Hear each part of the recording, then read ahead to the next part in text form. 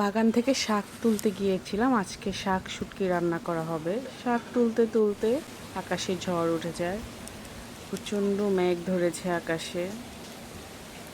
তারপরে শাকগুলো নিয়ে বাসায় চলে আসি। এদিকে রান্না বসিয়ে দিলাম। কাঁঠালের বিচি আর শুটকিটাকে তেলের মধ্যে কষিয়ে নিচ্ছি। তেলের মধ্যে শুটকিটা এইভাবে কষালে শুটকির যে গন্ধটা আছে সেটা ছাড়ে।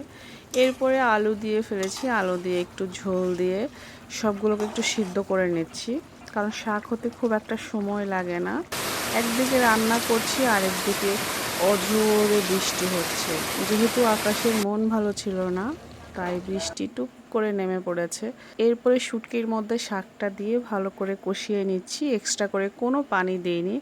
আজকে একটু ঝাল ঝাল করে শুটকি শাক রান্না করে খাবো।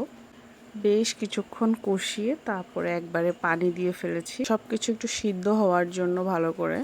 এরপরে আরও বেশ কিছুক্ষণ অপেক্ষা করতে করতে বৃষ্টির ফিল নিতে নিতে আমাদের তরকারিটা হয়ে যায়।